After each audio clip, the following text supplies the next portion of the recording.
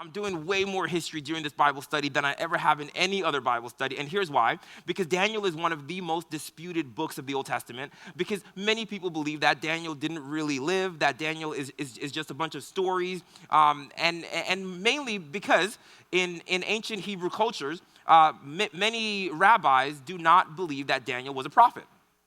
They would not put Daniel as a prophet. So much so that Daniel actually is not listed with the prophets.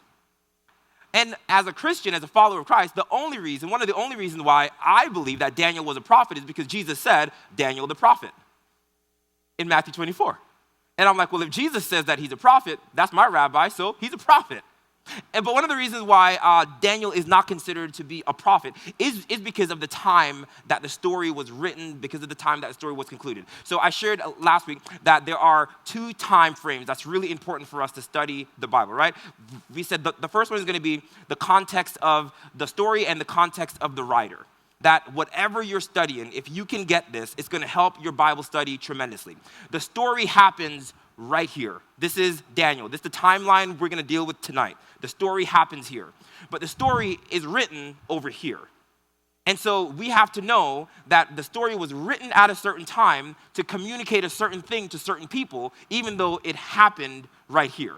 So we need to know the context of the story, and we also need to know the context of the writer or the writing or the canonization or whatever it is, right? That the story was put together for a certain people at a certain time. And last week I shared that the story happens 600 BC, 600 years before Christ, but the story was actually written about 150 BC, about 150 years before Christ. And we said that when the story was written, it was written in what we call the intertestamental times, right? And so when the story was written really, really matters because there was something that was going on in the intertestamental times. That in 150, 175 BC, that there was something that was happening in Israel, why the story of Daniel became prominent, why someone started to piece them together and bringing it to its final form, right? And so in this story, we know that there's a huge gap between when the story happened and the story was written. And so by the time that the story was written and compiled, they had already closed the canons of the prophets. So you already had Jeremiah and Ezekiel and Amos, so they closed those canons already. And then after that is when Daniel was compiled. And so some people then would say, well, if Daniel was compiled at about 175 BC, is Daniel prophetic? Or is he just recounting history? Because if it was compiled here, and some pieces written here, then it may not be actual, like, prophetic, like he stands here and sees what's to come. It could be that somebody told a story from this point of view looking back. And that would be problematic if Daniel is not really a prophet. So this is why we dive into a lot of the history of the story of Daniel, because I want to make sure that we have categories that make the story work. And it's really important that the category that we have for this story is one of nonfiction.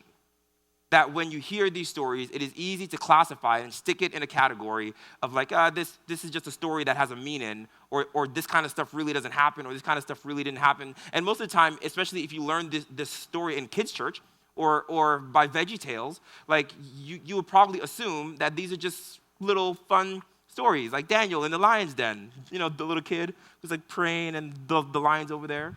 And it's like, that's cute. And so then we have a category of cartoons when we think about Daniel.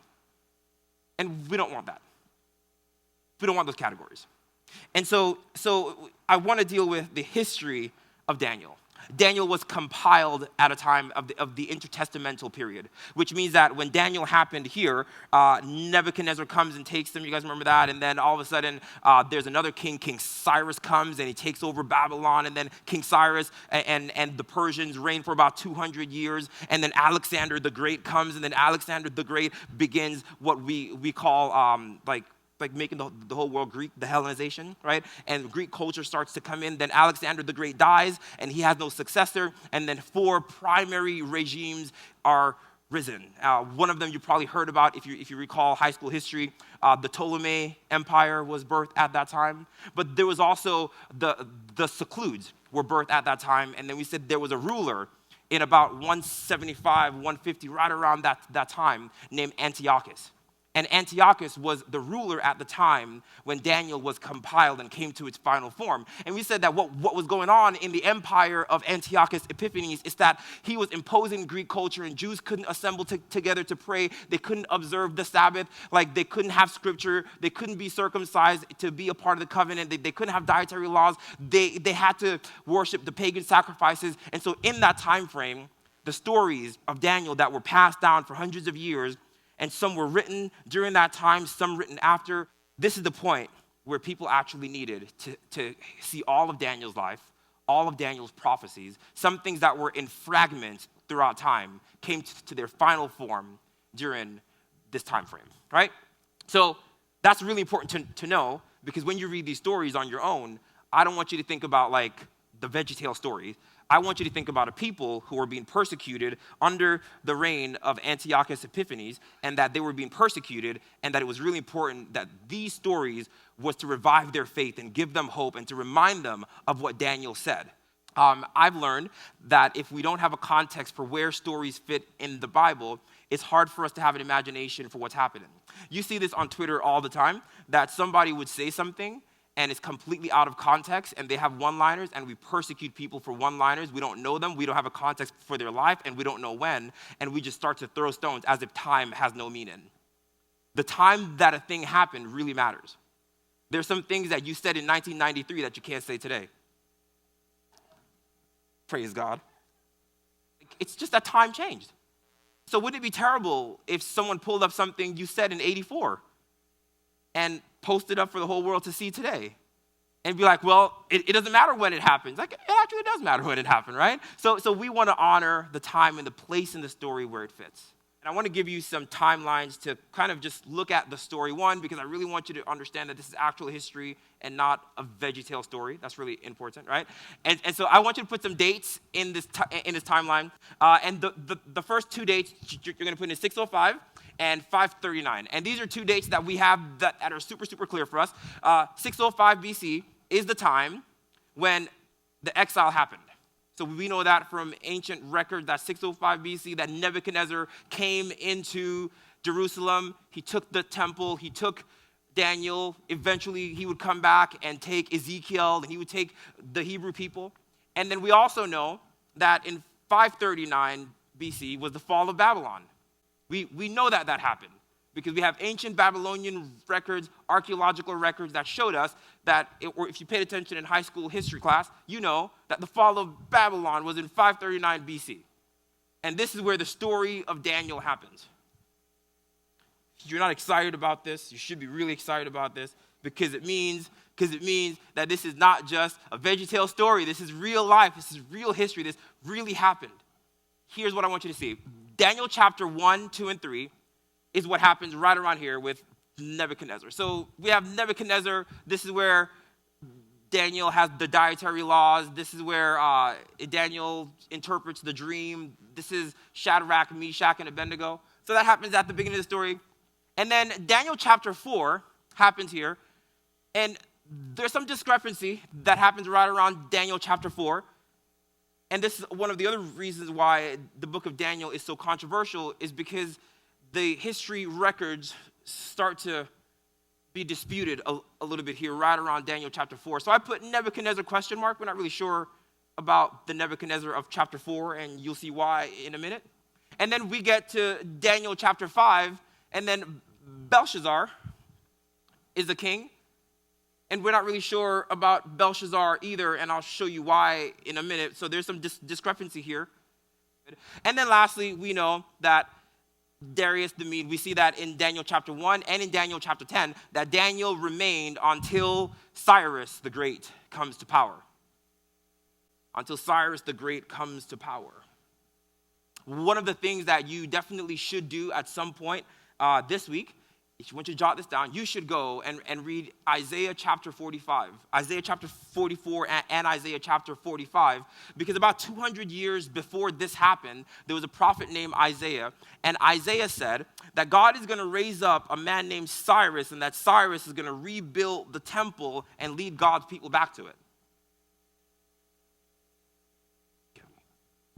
200 years before this timeline, Isaiah said, God is going to raise up Cyrus, like by name, and he's going to rebuild the temple. The temple wasn't even destroyed yet. And he's going to lead my people back. They weren't even in exile yet. And then we know that in 539 BC, Isaiah's prophecy 200 years previously comes to pass when Cyrus the Great comes and invades Babylon, and Babylon has a great fall. So this is the story of Daniel. And if you can have this timeline, everything in Daniel happens here. So when you go to Daniel chapter 7, 8, 9, and 10, you'll see during the reign of Belshazzar, during the reign of Cyrus the Great, you'll always get everything happens in this time frame, within this timeline. Daniel dies about a year after Cyrus the Great. Let's walk through this story kind of somewhat slow so that you can recall what happens in Daniel chapter 1, in Daniel chapter 2, and in Daniel chapter 3. This is where we have Nebuchadnezzar, the one who goes and he invades Jerusalem. He burns the temple. He takes the artifacts out of the temple. He takes all the sacred artifacts. They have these gold chalices. He takes all those. He takes all their prized possessions and he destroys them, right? This is where he brings them into Babylon and he indoctrinates them. He takes their young and their vulnerable and he takes them and he wants to make them Babylonians, thus wiping out the people of God completely. In Daniel chapter 2, this same Nebuchadnezzar has a dream, and in his dream, he has a dream of a statue. And the statue, we said, represents all these nations, and he saw a hand that came out of heaven and carved out a stone, and it landed at the feet, and it crumbled, and he called Daniel, and Daniel gave him the interpretation of this dream, that something's going to come from heaven, and it is going to destroy all other kingdoms, and that it is going to crush them, and that kingdom is going to take over. And in chapter 3, it opens up. This same Nebuchadnezzar built this big statue. This big statue of gold, and Nebuchadnezzar tells all the Hebrew people, everybody in the kingdom, that they must bow down to it. But there were 3 of the guys who were taken away with Daniel, Shadrach, Meshach, and Abednego, and they refused to bow down to the statue. And so they were thrown into the fiery furnace. And when they got into the furnace, Nebuchadnezzar looked in, and he saw a 4th person. And he says, there's another in the fire. There's one that's like the son of the gods.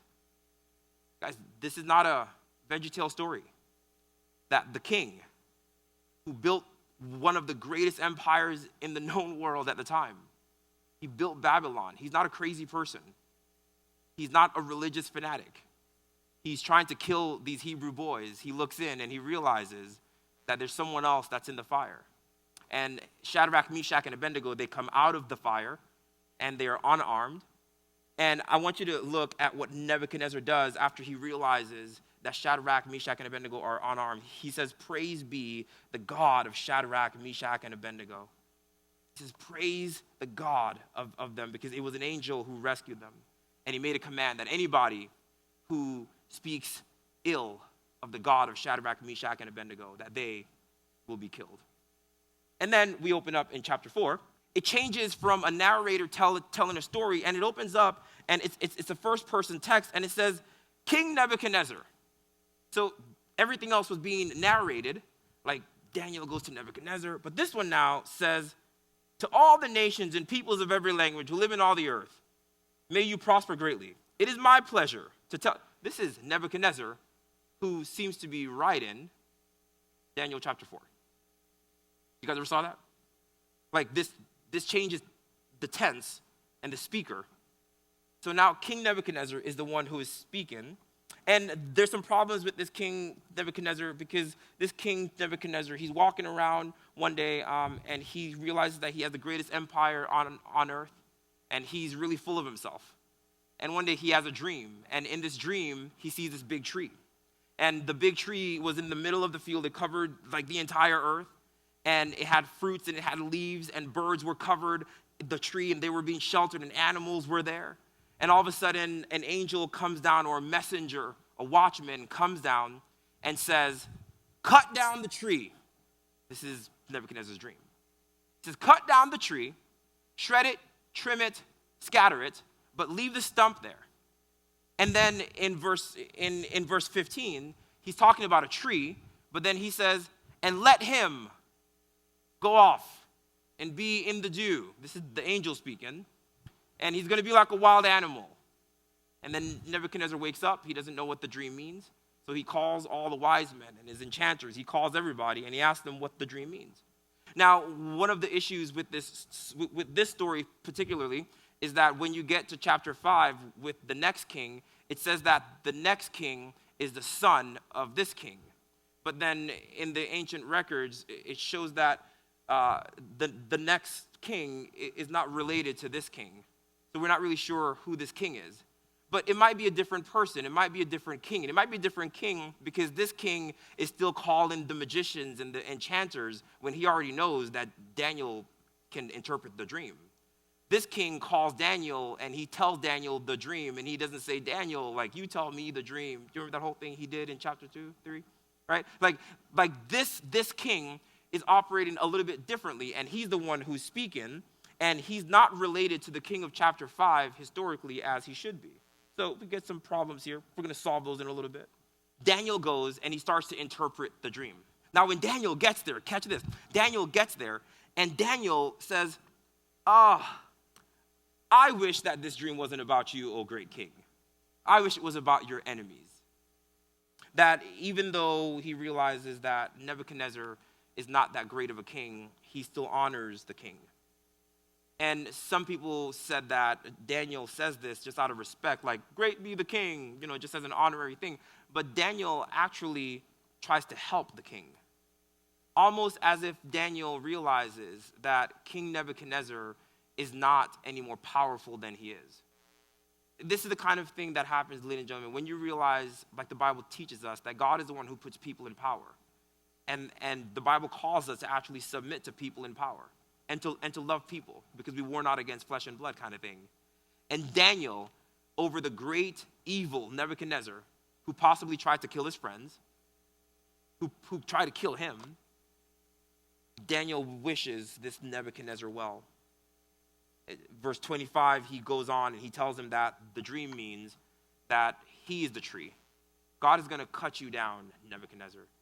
He's going to scatter you, and you're going to be like a wild animal. And you're going to go off and for 7 times. I don't know if that's 7 days, 7 years. Most people believe it's 7 years. You're going to go off for 7 times. And we left the stump. The reason why the stump was left is because God is actually going to restore you after 7 times. And you're going to regain your sanity and regain your kingdom again.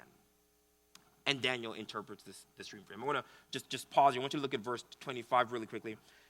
Because all of these kings are learning something about who God is, and I want us to catch this message.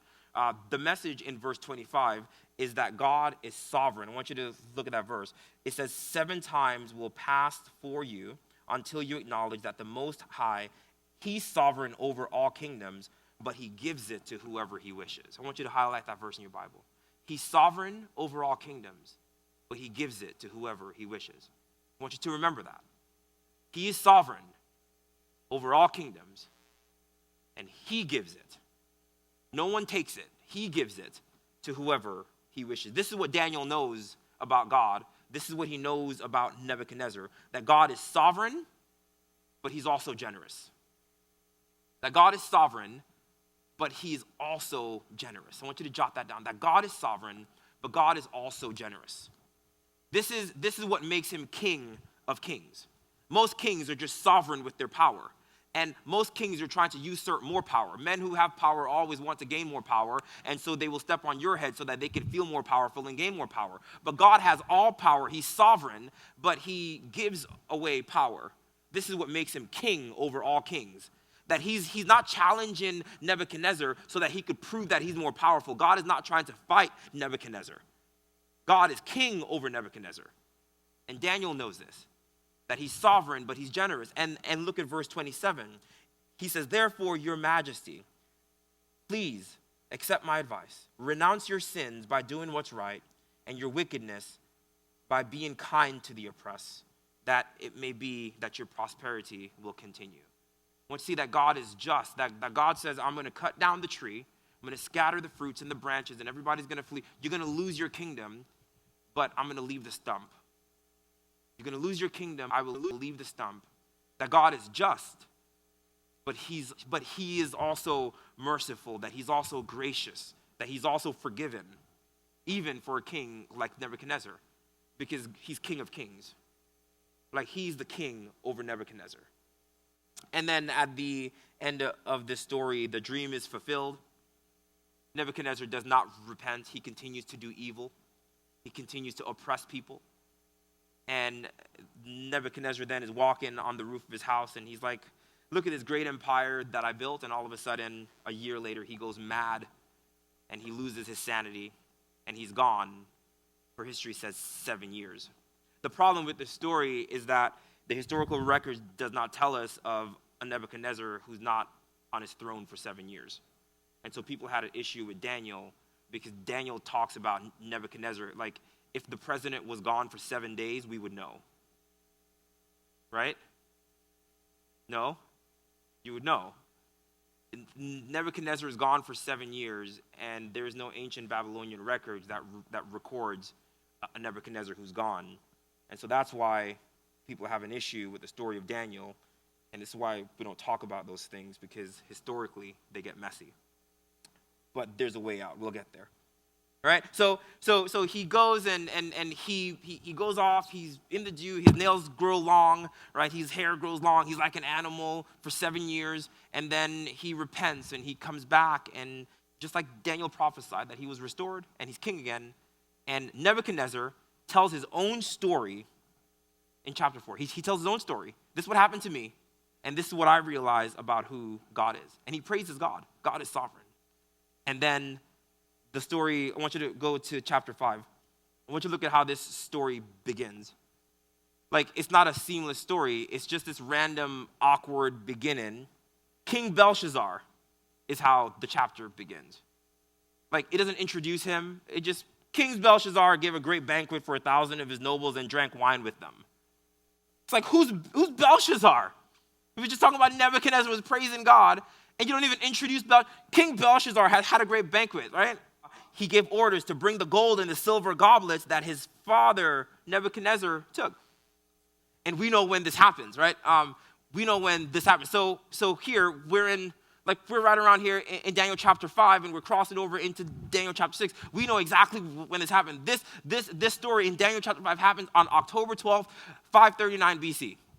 Because his history tells us that Belshazzar died October 12th, 539 BC, when King Cyrus came and Babylon fell. That was this night. He's throwing a banquet. So when you read Daniel chapter 5 on your own and you're reading it and all this stuff is happening, I want you to know that in history during that time, that King Cyrus and all of his mighty generals were already taking down other Babylonian territories, and they were coming. And when Belshazzar dies at the end of chapter 5, it is because King Cyrus's men came and killed him. So at the end of chapter 5, it says that he was slain. It doesn't say how, but the archaeological record would tell us that Belshazzar died at the hands of King Cyrus because Babylon fell that night. So what you didn't learn in high school, I'm going to tell you. While King Cyrus was coming and attacking Babylon, that inside of the Babylonian palace, that King Belshazzar was throwing a great big party, and he told his men to go and get the artifacts that his father stole and took from Jerusalem when they burned the temple down. And he told the men, get those big goblets that the priests use to offer up to God. Those things that were sacred. Let's get those ones, the gold ones. And let's pour wine in it, and let's get lit. And so they're having this great big party. And as they're having this great big party, catch this, they look on the wall, and there's a lamp. And you guys remember the Addams family, the hand? They saw the hand just come up out of nowhere and start to write on the plaster in the wall. Not a VeggieTales story. October 12, 539 BC, while King Cyrus was coming to take over Babylon, Belshazzar was inside his temple having a big party, drinking out of the chalice, and everybody looked over and they saw a hand that was drawing on the wall, and he didn't understand what it meant. Now, he was freaked out, as you should be if you saw the hand, just writing on the wall. And so he freaks out, and what does he do? He calls all the astrologers and the wise men and the enchanters, come and tell me what this means. All right, I wouldn't be in that room still, and neither should you. If you see a hand that comes and is writing on the wall, you run, okay? It's just good pastorally advice. He can't figure out what it means. He calls these wise men. They look at it. They don't know what it means either. And so he gets really scared. This is one of the first times in ancient writings, probably besides Homer, that we get like his knees were knocking.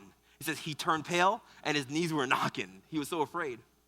This is the story. And then the queen, now we don't know if it was his wife or his mother, but the queen comes and says, do you remember Daniel? Let's call Daniel. And Daniel comes, and when Daniel comes, look at chapter 5, verse 18. Daniel says, Your Majesty, the Most High, God gave your father sovereignty and greatness and glory and splendor. Let's jump to verse 20. But when his heart became arrogant and hardened with pride, he was deposed from his royal throne and stripped of his glory. He's talking about what happened with the tree, and he was on the roof. His nails grew long. He lost his sanity for 7 years. He's saying, hey, that happened to your father. He goes on and he tells them, you praise the God of silver and gold and iron and wood and stone, which you cannot see or hear or understand. But you did not honor the God who holds in his hand your life and all your ways. Look at verse 30. And that very night, October 12th, 539 BC, king of the Babylons was slain, and Darius the Mede took over the kingdom at the age of 62. And that night was the fall of Babylon. So now we're at the end of the story, right? So we're in Daniel 1, 2, 3, 4, 5, and now we're at the end, the fall of Babylon. Babylon has fallen. King Cyrus is in charge. Darius the Mede is in charge. And there's some new government officials. And some of them are hating on Daniel. And they're like, oh, Daniel is so favored, and everybody likes Daniel. We should try to get rid of him. And so then they convince Darius the Mede, you should make this rule that only you should be worshipped and prayed to, and then sign it so that it can't be changed, because they knew that Daniel only prayed to God. And so Darius the Mede went, he signed it, he declared it. Everybody can only pray to me. He's like, I don't really care. But Darius the Mede really liked Daniel, and he was friends to Daniel. And so he passed this law kind of unknowingly, because he's like, yeah, worship me, I don't care. And then everybody's worshiping him, and Daniel refuses to. And these guys trick him, they trap him. You guys see this one all the time. He gets mad, throw him in the lion's den, because that's what the decree said. But the king likes Daniel and he can't sleep. And so the king is like, I can't believe I did this. He wakes up the next morning, he runs down there and he says, Daniel, was your God able to save you? And Daniel's like, my lord, the king, yes, I'm alive. And he brings him up and he makes this big decree. Just like, now, if you guys catch the pattern, when God does something amazing, what does the king do? The king makes this big decree. Only the God of Shadrach, Meshach, and Abednego, only the God of Daniel shall be worshipped. Glorious is he. Praise be to the king, that God is becoming king over kings.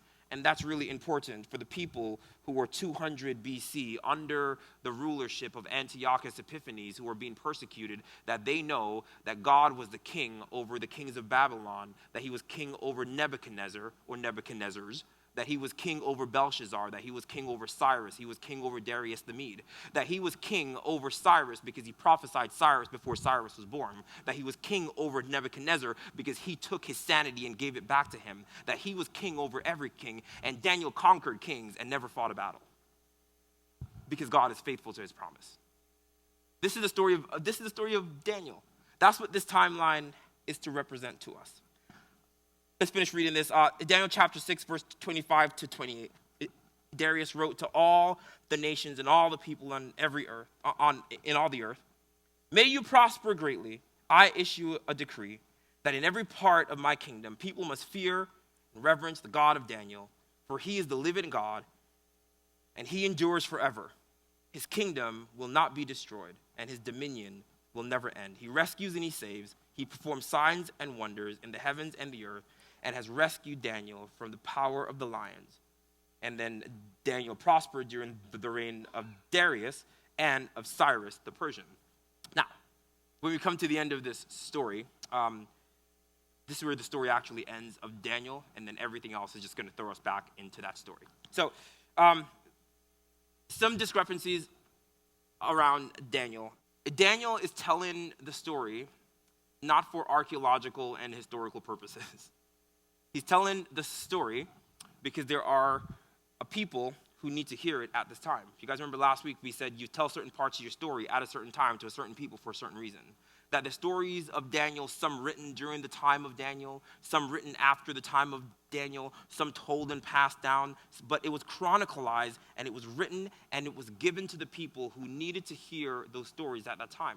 So the first thing is that Daniel was not written to give us archaeological records, and because that's not primarily what it's there to do. Like, neither is Genesis written to give us scientific proof of the creation of the earth. That's just not what it's there to do. Like, it can tell some of that story, but that's not primarily what it's there to do. Sometimes we take these stories and we want to force them into modern sciences and modern history, and then we want to treat them as if they were written to tell us that, but they were not. That's not what these stories were primarily written to do. And most people who do that, they miss what the story is telling us. As I've studied this over the years, I've studied many wise, prudent people who are much smarter than myself. And they understand the historicity of Daniel. They can compare it up to the archaeological records, but they miss the bowing down to the kings. They miss the part where God is sovereign over, like, they got caught up in Belshazzar's father, that they missed the fact that God is king over every king. That men who refuse to bow a knee to the God of Daniel treat it like archaeological records to disprove it, and they miss the point of the story. Guys, I don't want you to miss the point of the story. The point of the story is that God holds history in his hands, that he is sovereign over every king and every nation, that he has a kingdom, and you see this in about every chapter. He has a kingdom that will never end, and it will never be destroyed. The kings of this world are subordinate to the King of heaven. That is the story of Daniel. That's what we want you to know. That's why Daniel writes. In the archaeological records that we get of Daniel, we understand that Nebuchadnezzar II actually was the person who went into Jerusalem, and that he took the artifacts, that he came back and he started to try to assimilate the Israelites to Babylonian culture. In Daniel chapter 4, or somewhere around Daniel chapter 5, this Nebuchadnezzar dies. He does die during this time. We understand that for a fact. When he dies, some of his children start to take the throne. There's about a 3-year period between Daniel chapter 3 and Daniel chapter 5, that in that period of time, like in 3 years, they have about 4 different kings that ascend the throne and descend the throne. So Nebuchadnezzar goes from being a name to being a title, because in the early 90s, even Saddam Hussein called himself the Nebuchadnezzar. Just like Pharaoh. It's a title. And so we see where the story actually begins to change from king to king to king. And what I really want you to take from this is that a bunch of kings are being beaten, and Daniel, the slave boy who was taken, is conquering them because he trusts that God is King of kings and that God is faithful. And he honors these kings. He helps these kings. And he's not trying to win battles over those kings because he knows that God is the king over all these kings. Are you guys with me? The story of Daniel then should inspire us and should remind us, especially in these times, that you need not worry. Because God is king. Over the next 3 weeks, I want you to remember these stories. I want you to remember that the idea of kingdom is a political one. It is one who is in power over a certain region, who has sovereignty, who has power, who reigns, and who makes rules. And we see how God rules over kings. We see all throughout the Bible where it says God is the one who puts kings in charge, that God is the one who dethrones them. And so we trust in God. Even when there's a good king that rises to power, our confidence is not in that king. Because in the end, like, God will outlive every single king. That's the point of the story.